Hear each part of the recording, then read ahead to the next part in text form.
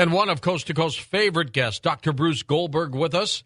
We will talk about hypnotherapy, out-of-body, reincarnation, and so much more in just a moment on Coast to Coast AM.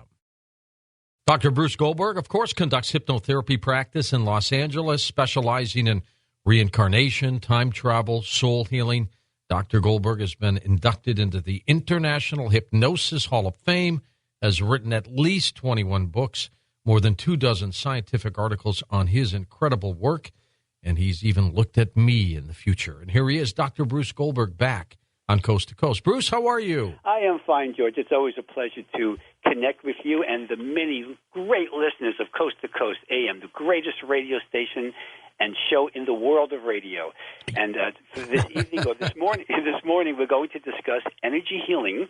I'm going to discuss my famous Superconscious Mind Tap technique and how people can do it themselves.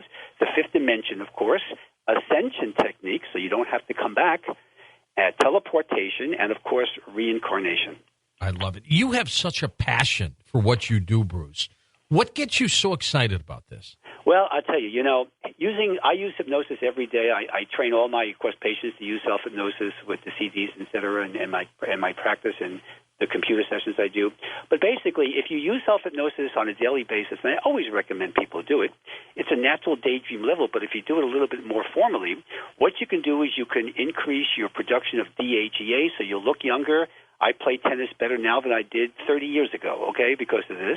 And I just have a love and a passion. This is a calling, just like you have your calling, both as yourself and as Dexter Monterey in another 100 years or so, And so, I mean, this is a passion. To me, most Americans I find, most of our fellow countrymen really aren't thrilled with their job after X number of years. They get burnt out, and they get kind of like, yeah, whatever. And to me, I can't live that way. To me, my attitude is always have passion. I'm Dr. Positive here, and the passion, the positivity, and my devotion to training people to be psychically empowered to be all they can be and to use connection with their higher self, which is what we're going to discuss, is really part of it. Here's a little quote to show you what I think about life.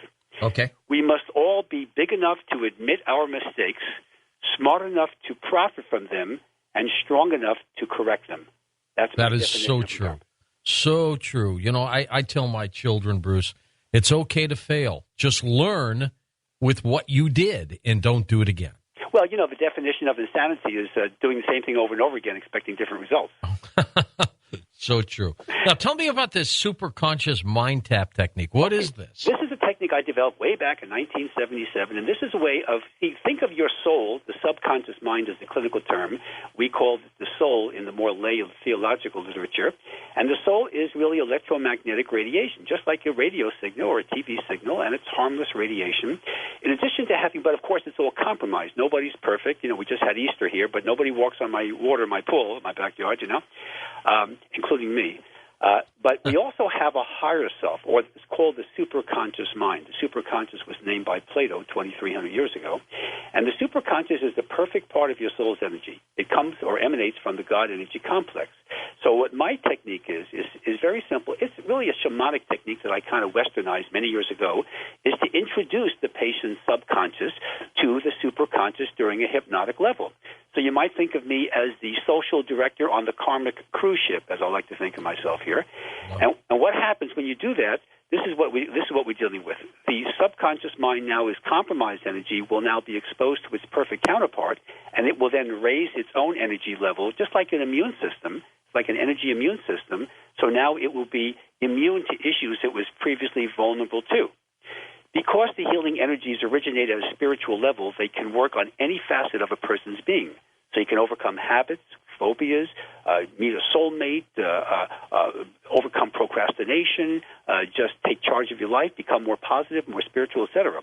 Of course, the patient must be motivated and willing to experience the soul healing. Each one of us has free will to accept or reject any healing technique. The higher self, of course, directs the union of the patient's healing by way of energy. It's perfect energy, of course. And when I deal with illness, I look upon this as illness is not seen as a problem to be fought against. It's a condition of simply imbalance of energies. The purpose of illness is to bring something to our attention, and the higher self can actually, if you work with it, can balance it out and eliminate whatever the issue is. Soul healing cooperates with the body's own healing forces rather than overriding them like drugs try to do. They drive the disease process internally. Using soul healing, which is non-drug, no drugs whatsoever are ever prescribed by me here, you're actually solving it by removing the cause of the issue. And soul healing is completely natural. Every one of us has the ability to draw upon our own higher self and do this. Now, when people do this, what happens? What are they like? Well, what's an example of characteristics of people who go through soul healing? And by the way, I'm not the only one in the world who does soul healing. My technique is a little bit more efficient, but there's a lot of people out there doing things like this. Okay. People are more empowered. They look at the opposites of life as being meaningful, related rather than problems. They're more creative. They demonstrate a higher level of intense thoughts and feelings. They enjoy life a lot more. They have a lower fear of death, lower fear of fears in general, less susceptibility to fears. The out-of-body experience mechanism, which is part of this process, is critical to the reincarnation and ascension. So it's all part of the process of how we perfect our soul's energy. When you measure people like on the electroencephalograph, these patients will exhibit a greater synchronization between their left and right brain. And this has two side effects. One, it causes people to have a greater sex life. And secondly, it increases their brain power. So if you don't like those two characteristics, then don't do this, okay? Now, what's interesting about electroencephalographs with people who go through actual out-of-body experience understand the concept that all dreams are out-of-body experience, and that has been demonstrated by UCLA Dream Laboratory and others around the world. During an out-of-body experience, the skin may appear very dry and warm to the touch. The brain waves, the EEG as we call it, the electroencephalograph, tend to exhibit a narrow frequency band and produce a visible distortion of the body along with deep sleep and physical relaxation. So these are all positive things. When you go to sleep at night, you're actually in the REM cycle, the dream levels, for 3 hours a night. The problem is people don't know what they're doing. They tend to think about negative things before going to bed, so they go to the lower astral plane. Which is the worst thing to do, isn't it? Right. What you want to do a half an hour before getting to bed, I always, with my patients, I give them CDs to play. They can read poetry. They can relax. Don't watch the 11 o'clock news if that's when you go to. Don't do that at that time. Do it early in the evening if you want. You want to last half an hour, think positive thoughts, just relax, chill out, do something you enjoy. No arguments with your wife or husband or whatever. Don't do any of that stuff. Do that early in the day if you're going to do that. Half an hour before going to bed is critical. When you do that, you're going to leave through either the 4th, 5th, 6th, or 7th chakra, preferably the crown chakra, the top of the head, the 7th, and the only place you can go is the upper astral plane if you do that. If you think of negative thoughts and do all the things I'm telling you not to do, you're going to leave through most likely the 3rd chakra, which is the belly button or the solar plexus area. And the only place you can go to is the lower astral plane, where you're going to meet all kinds of negative entities, Darth Vader and, all these weird, strange things, gargoyles and pixies and trolls and all the things you don't want to deal with. And they're going to harass you for 3 hours, and that's not a good concept. And that's why people wake up more neurotic than when they went to bed at night because they spend their time on the lower astral, and you don't want to do that. Is that also, Bruce, why some people wake up and they're exhausted? Right. They're kind of burnt out because they've been literally chased for 3 hours. Now, when I wake up in the morning, and patients I train to do this, I am a ball of energy. Well, you've seen me. You've seen me in the studio and, television and radio, right? I just have tons of energy, and I'm not superhuman. Anyone can do what I'm doing here. But when you have the upper astral plane experience, you're going to access your higher self. You're going to wake up recharged. I was on a media tour promoting a couple of my books several years ago, and I had literally 48 hours with no sleep. And I was doing workshops. I was on TV and radio. I was on overnight radio in New York, and all kinds of stuff. I went to Denver and New York for the 2 workshops, and et cetera, and I went to a major book convention meeting for the INATS meeting for the New Age Bookstore people. And at the same time, I was using my Superconscious Mind Tap rather than sleep because I didn't have time for the sleep. I take red-eye flights when I fly to the East Coast. And I had no problems. Everything went well, and by the time I finally got my 8 hours of sleep or 7 hours of sleep, I felt like Rip Van Winkle because I wasn't used to sleep for 2 days. But anyone can do this. I don't recommend that particular paradigm, but I do recommend anyone doing this. So that's the Superconscious Mind Tap. It's a great technique. My website, of course, has 5 different exercises so people can see what these are, including out-of-body experience, 5th-dimensional travel techniques that we'll discuss as we go through the night, too. And so this is the Superconscious Mind Tap. And remember, the key issue here is out-of-body experiences in the 5th dimension, because this leads us to the next phase here, which is what I call the conscious dying training. And if your listeners have their computer around, there's a figure the first figure, or to the left of the figure of the little ET, is the actual a diagram showing what I call a COBE, which is a conscious out-of-body experience. This is a technique which is really an ascension technique, and I'm going to show you what this means. When people go through their life, if you look at the chart, you see the birth, and then it's got consciousness, which is your daily life, and then there's the death, okay, crossing into spirit or clinical death. Now, there are three kinds of out-of-body experiences depicted on this diagram. One that we're all familiar with, of course, is the near-death experience. I don't recommend that as a trial period. You don't want to clinically die for 3 or 4 minutes. Plus, don't flatline yourself, folks. It's not a good idea, okay? Near-death experience, you are actually clinically dead for a few minutes, and you are revived and this and that. But that leads to a negative situation called unconscious dying, as you can see by the chart, because you're not exposed to your higher self. The other kind of out-of-body experience, number 2, is labeled OBE, and that's your regular out-of-body experience. People go through the REM cycle at night, et cetera, or they have experiences during the day if they're practicing techniques. And that's fine, too. But that isn't the biggie, because, again, if you do that and you go through your regular life, you're going to wind up with what we call the unconscious dying, which takes you through the disorienting forces of the lower astral plane, where you are harassed for umpteen amount of time, and then you're going to wind up at the soul plane to choose your next life, and then you're going to reincarnate, as you can see from the diagram, going back to the lower astral plane, where your memories are all wiped out, so that's why people don't remember their past lives, and then you're going to have unconscious rebirth, and you're going to have another neurotic life. It's not a good concept. No, is it like being in hell, Bruce? Well, people would actually call that hell. There is, if you read my work, there really is no hell. Hell is eternal damnation. There's a temporary, you can get out of the lower astral plane. And when you do, it's not hell, it's not eternal. But the lower astral plane is a very nasty place. Now, the COBE is the one that most of your listeners probably don't know about unless they follow my work. The COBE is when you actually connect with and merge with your higher self at the moment of death. And if you look at the chart, you see the COBE takes you through what's called conscious dying. You go up to the soul plane by avoiding the disorienting forces of the lower astral plane. And then when you eventually choose your next life in the soul plane, which is what that is all about, then you're going to go through a conscious rebirth where, again, you're avoiding the disorienting forces of the lower astral plane. Then you're born into a body which is now you're going to be more spiritually evolved. You're going to have memories of your past lives, and you're going to be more spiritual powered. You're going to have a much better life, and things are going to be a whole lot cooler than they would be if you didn't do that. And there are so many things you can do. There's a case, we just went through a holiday of Easter. There's a case that I reported in one of my books about a Thanksgiving day of conscious dying, and this is what happens.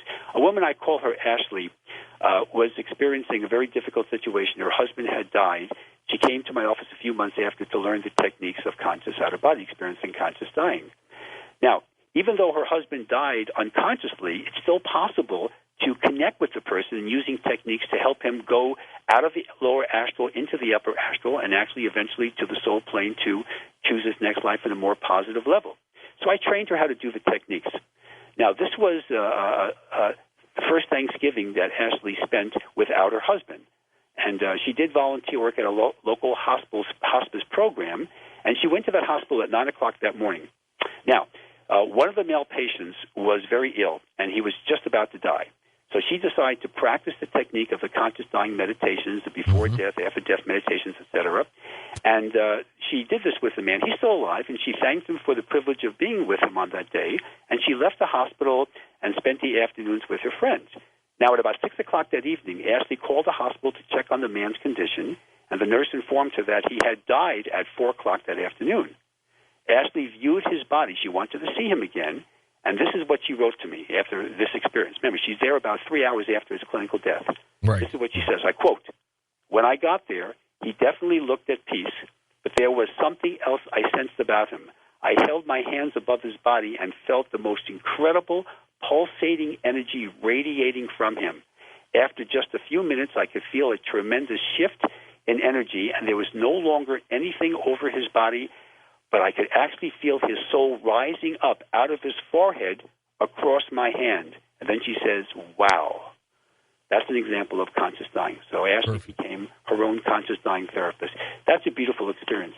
And obviously she helped his soul on the other side, as well as her husband, and as well as her own growth, because she obviously grew as a result of this. So This is an example of what we call conscious dying, and the COB, it's called the COBE, the conscious out-of-body experience. Can you ever be in a situation, Bruce, where you've left your body and can't get back in it?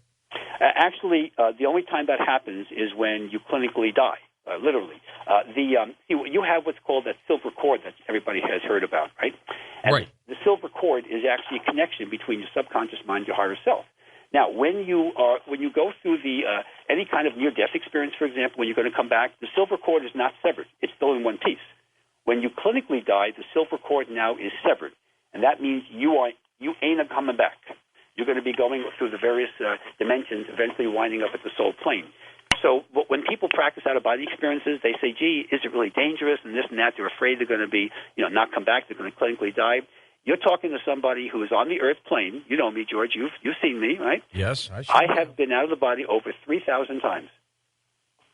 That's got to be a world record. Oh, the Guinness people haven't contacted me, but they're welcome to. Okay, and I'm not trying to brag about it, But the point is that I have never had a problem with out-of-body experience. Nobody had, by the way, in the history of the last 150 years of scientific research on this, no one has ever had any kind of negative experience from an out-of-body experience. So you're never going to have to worry about that. So if I can do it 3,000 times, trust me, folks, it's really cool. I've done out-of-body experiences when I used to study for exams in dental school, and it helped me study better. I've done this when I was skydiving. I did that. I've done this during workshops. I've done this on interviews. It's beautiful. It's a tremendous experience. So out-of-body experiences takes us where? To the fifth dimension. And you're traveling in your astral body if you go to the astral plane.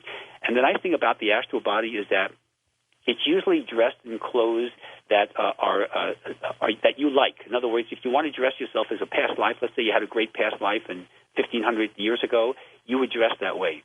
The astral body is taller, thinner, and younger looking than you are now, okay? So a lot of people like that.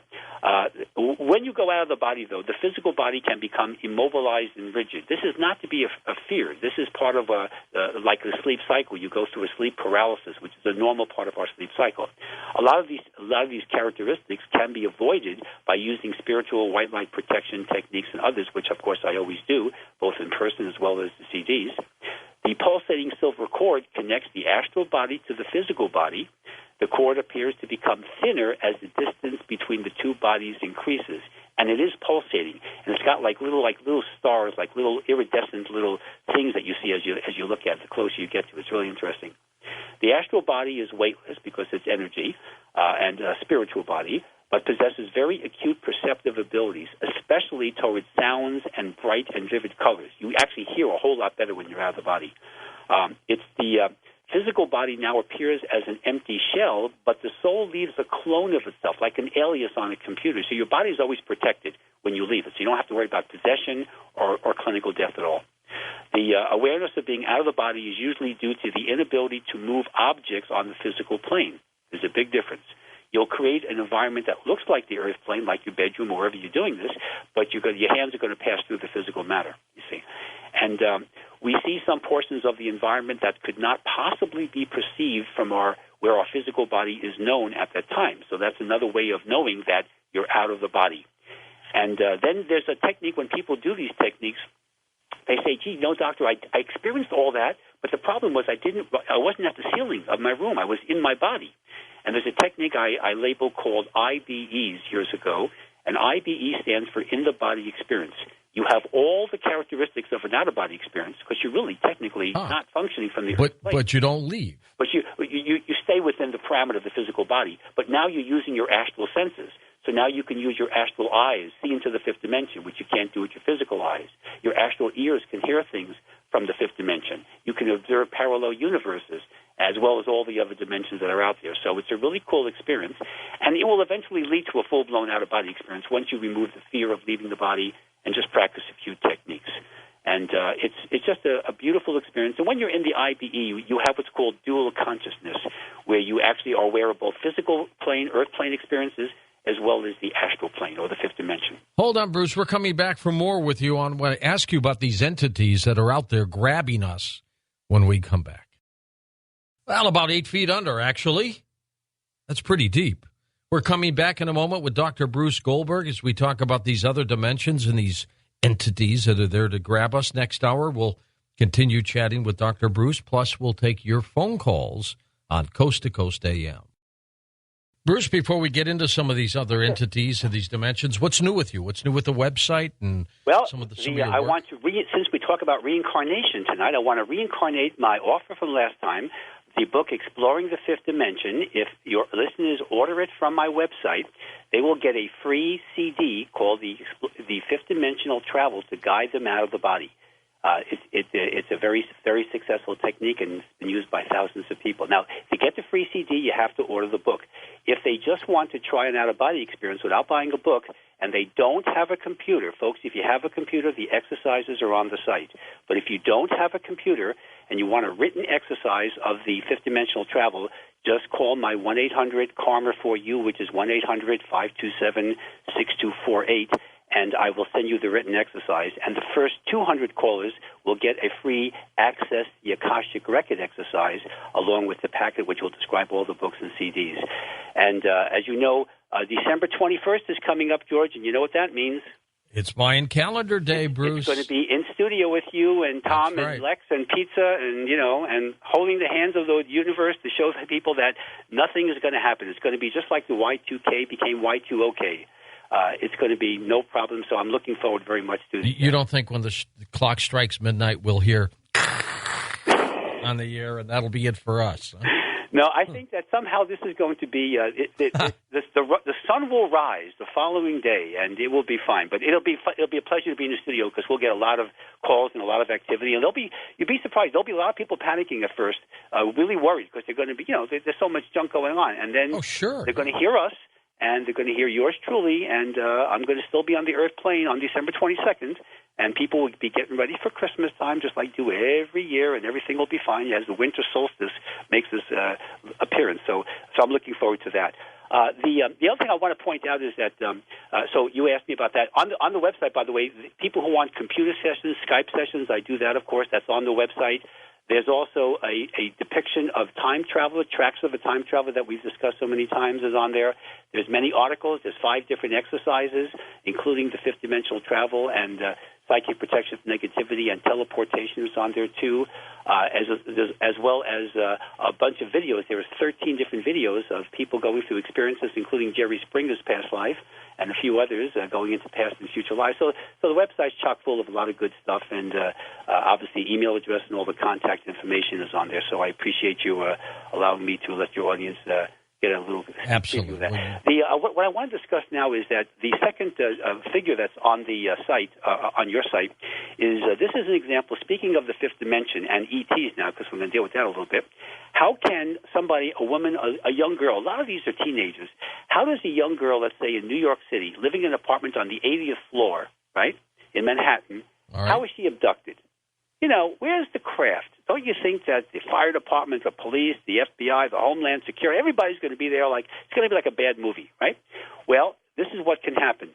The entities, in this case I'm showing grays like the Zeta Reticuli, they can actually enter into a tear in the fabric of space-time, fifth-dimensional mentality, call them gatekeepers, if you will, and they can actually enter into the room, as you can see on the depiction of the drawing there, and they can actually come through the fifth dimension, abduct the girl, take her into that fifth dimension, wormhole, tear in the fifth dimension, whatever you want to call it, take them to their craft or underground installation. Now we have, a military and government conspiracy aspect, which, as you know, all about that, and then return her later on when they've done their experiments, sperm and egg samples, or whatever they're doing, and that's how a person can be abducted without having to have a craft hovering over the building. And this is called a fifth-dimensional abduction rather than your traditional regular Earth plane three-dimensional abduction. So that's how it works. I mean, this is not fun. Remember what I said last time. When the abductions occur, Wednesday is the most common day, 11 p.m. is the most common period of time, and July is the most common month for abductions. Why? It's just the statistics. I mean, maybe they just like the summertime, and they do it at night. Of course, it's easy to get away with it. And why Wednesday, middle of the week? I don't know. Maybe no TV's on. I don't know what's going on. Who knows? That's the thing. Those are the statistics. Now, a couple of advantages. People always say, when you go out of the body, I've done this 3,000 times to show you that it's perfectly safe. What are the advantages of doing that? Well, one, by traveling through the fifth dimension, you are symbolizing the reincarnation cycle and the eventual ascension. So guess what? You eliminate the fear of death. Death is nothing to be afraid of. It's changing dimensions and eventually a new body. It's like getting a new car. You can also contact lost loved ones, especially with the conscious out-of-body experience or training I talked about earlier. You can contact spirit guides, angels, your own higher self, right? You can do what I call astral negotiation, where you can negotiate with people on the earth plane that you're having problems with by summoning their astral body to come into what I call a sanctuary. And the sanctuary technique is also depicted on the website as an exercise. And then you can work out problems on the astral plane where they're far more open and negotiable. And then when you go back and wake up the following morning, as they do in their bed, they're going to say, something, I don't seem to have that problem with that person anymore. And they're really, you can work out a lot of problems. Very interesting. You can do healing. You can do what I call etheric plane surgery, going to the etheric plane, which is a rather complex technique, but we've discussed that in the past. You can increase your creativity if you write, if you sing, if you perform music, whatever your creativity is. You can see the future, because the future is part of the space-time continuum. All time is simultaneous. You can facilitate your own ascension by your own spiritual growth. And last but not least, especially with my sanctuary technique, you can meet time travelers, ETs, the good ones like Pleiadians and some of the others, and enjoy and be enhanced both by data as well as your own karmic cycle and just the universe. So these are really cool things. Now, when you're in the fifth dimension, there are entities you're going to run into. Now, we've talked about you can meet your own spirit guides and angels and things like that. Well, departed souls are very important. You can meet a departed loved one, which can help you overcome the bereavement or grief cycle. You can meet people who are having their own near-death experiences. They're going to be passing through the fifth dimension, too. Now, they'll eventually go back to the earth plane when they're resuscitated, but you can do what we call these near-death experiencers. You can meet, of course, your spirit guides and angels and, of course, your higher self. Now, you don't want to go to the lower astral plane, because you're going to meet lower astral entities, and they're not going to like you. Okay, they're going to treat you they're going to try to torture you and do all kinds of things that you don't want to do. So you want to always go to the upper astral. And you can't avoid that area, right? Yes, you can. You can, by using the techniques, the protection techniques, and the techniques that I do in my practice, and the CDs, et cetera. Everything is protection. And if you do these techniques right and don't have drugs, don't use, believe me, folks, this is a big thing I get. Don't take a hit on a joint. Please, don't use cocaine, crystal meth, whatever. Don't do that. Don't take any kind of medication. You're going to go wind up in the lower astral, and you are not going to have a lot of fun. So you want to do this au naturel, and you want to do this with, please, no drugs. You can meet, again, extraterrestrials, like we talked about the Zeta Reticuli. You can meet the Pleiadians and others. You could also meet the time travelers, et cetera. And these are the kind of entities that they hang out in the fifth dimension. They use that as a way. How do you get a craft from Zeta Reticuli 25 light years away to the Earth plane or to our Earth planet? What they do is they go through what's called a warp drive technique by traveling through the fifth dimension. And our current physicists today will tell you that the models are there. We know that. The Alcubierre warp drive, this Mexican physicist years ago, developed the models, and it has never been criticized. It's never been destroyed or knocked academically by his colleagues. So we know you can actually zip through the universe without having to worry about traveling the speed of light, and having unbelievable mass, and you can't do that. You can do that by going through the fifth dimension, and that's how they do it. And there are gatekeepers, Pleiadians, for example, are gatekeepers that make these trips rather routinely. So going through the fifth dimension is something not to be afraid of, folks. It's great. Look at me. Do I sound like I have a problem here? Okay. So this is the example of what you can do, and again, you can grow, you can empower yourself, and do fun things. Now, also, what you could also do with these techniques is as we've discussed many times in the past, teleportation. I came across the teleportation case from many years ago, and I'd like to quickly describe it. This is a case that occurred in Siberia. How's that? Okay. Okay. There's a father Litvinov, in 1933, he opened the door to his church in order to admit a young man who had a look of horror on his face. The young man said his name was Dmitry Grishkov, and he claimed that he was to have been married that day, and on his way to the church, he had stopped by the cemetery to visit the grave of a boyhood friend. As he stood there paying his respects, he was startled to see an image of his friend who had been dead for over a year. As he turned away from the cemetery to make his way back to the village, he became terrified when he realized that nearly everything in the small Siberian town was different. Dmitry ran from the church, shouting in anguish that he had to find his family, his friends, his bride, and Father Litvinov noticed a strange light and a gray mist around the young man. That's very important now. And in the blink of an eye, he had just vanished right before his eyes. Well, Father Litvinov never saw the man again, so he went through the old parish records, and he discovered that in the past 2 centuries, a schoolmaster and 2 other priests experienced encounters with the boy who stepped into the future. In his parish records, he also found the name Dmitry Grishkov, the young man who had stopped by a friend's grave on the wedding day in 1746 and mysteriously disappeared. How's that? I like that. Leave it to the Russians, huh? Tell me about the law of karma, Bruce. Well, basically, this simply says that, the law of karma is that whatever you are exposed to as karmic lessons, and they're not always punishments. Sometimes you just have to learn tough lessons. If you learn them, you grow, you don't have them repeated, and you move on. If you don't, you get interest and penalties. If you do something stupid or negative to somebody purposely, you're going to have to pay for that. Maybe not that day. Maybe the person that, or if you do something, you get away with something. Maybe you'll get away with something temporarily, but eventually you're going to have to pay the piper. And so the law of karma is the law of cause and effect. It means if everybody practiced the law of karma like the golden rule, think of it that way, wouldn't we have one hell of a nice planet? Right? We sure would. Who would do anything if they knew they're going to get it paid back to them? I, for example, I have people, I have a lot of contacts, and I do favors for friends and people that I even hardly know sometimes. And I know by doing that, there's somewhat of a selfish motive. I do a favor for someone, and their life improves. I get pleasure out of that, but I know the universe is going to reward me for that, like being on Coast to Coast, as an example. So the law of karma is simply just be cool, follow universal laws, be spiritual, do things with a positive motive. Your motive is more important than the actions. If you do something nice and you kind of mess it up because maybe you weren't trained in something or whatever you're doing, but your motive was good, you're not going to earn negative karma. But if you purposely try to hurt someone or just play games with people, folks, don't do it. Be cool. The universe will reward you. The universe is very objective. It doesn't have favoritism. If you follow the rules, you'll be rewarded. If not, you'll be punished by a lot of negative stuff. So the law of karma is something that you want to, pay attention to and do successfully. Now, another law that's important is the law of attraction. This is a biggie. The energy you send out is what you get. Now, you know me as Dr. Positive. Your listeners are constantly emailing me and say, how come you're so positive? Okay.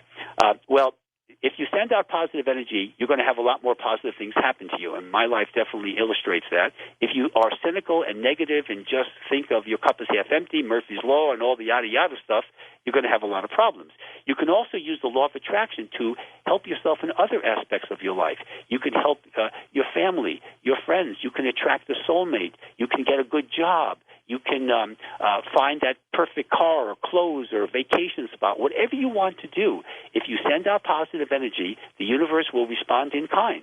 And if you send out negative energy, you're actually psychically attacking people. If you do that, you will also send out things in kind, too. Remember in your first book, George, when you talked about the radio station, the young girl who was being hit on by all these radio dudes and stuff? Remember that? Yep. The psychic attack part, and what happened to all these guys who were trying to do their nasty things and play games with her. Every one of them suffered, right? What goes around comes around. Right, that's exactly the point. That's what it means. So, and remember, the golden rule is not people theologically classify that as a Christian principle. The golden rule precedes Christianity by thousands of years. It's in the Vedas and Indian literature, the Puranas and the Bhagavad Gita. It's all over the place. It's simply the universe way of saying, look, we're going to help you guys out, because you guys need a little bit of help.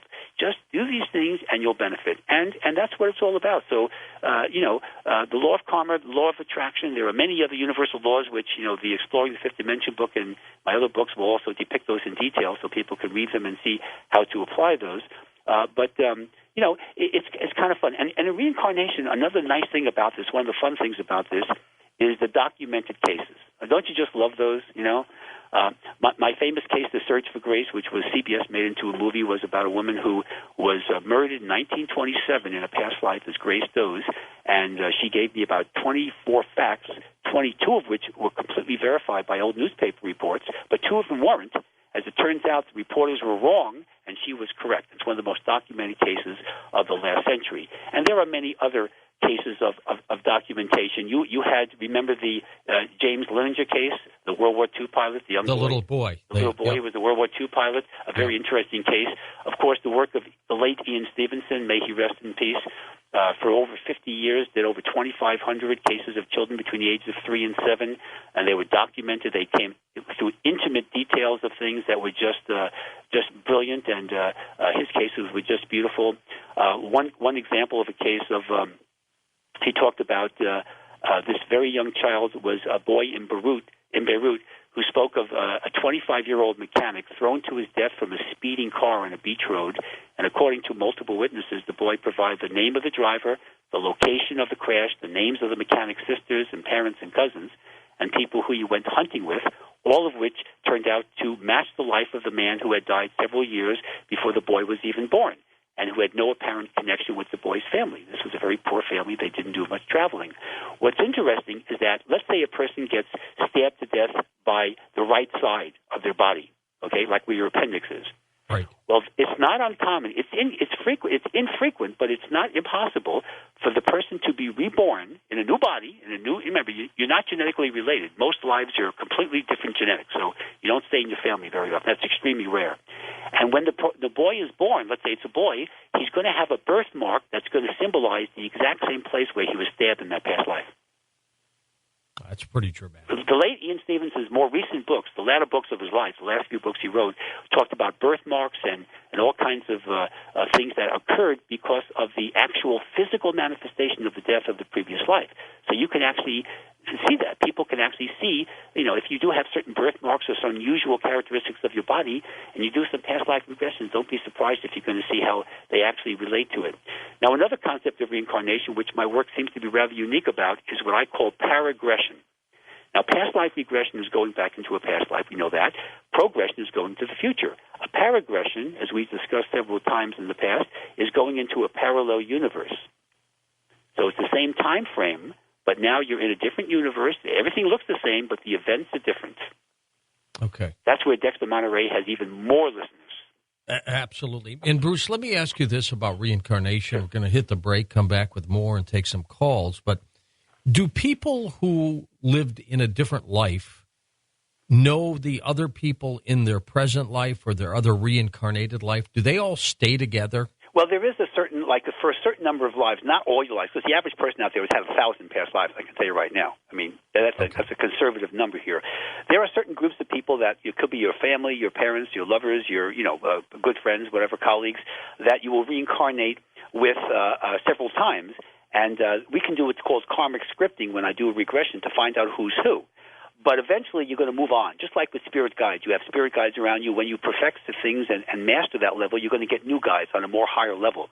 So, yes, you do reincarnate. We call this group karma, and we can determine that, but you're not going to have the same people over thousands and thousands of years. That's unless it's a soulmate or somebody really important to you. Most of the time it's just people who you have to learn certain lessons from and work with, and that can include family members, but you're eventually going to move on. So not everybody's going to be around every single life. All right. Dr. Bruce Goldberg with us. His website linked up at coasttocoastam.com. Very simple for you. It's drbrucegoldberg.com. One of his books, of course, he's got many out there, but one is called Exploring the Fifth Dimension, and he'll toss in a free CD for you, but you have to order it off his website. We'll be back in a moment on Coast to Coast AM, final hour, and we'll take your phone calls and your stories. Maybe you've been undergone hypnosis, and you can tell us a story. We'll be back.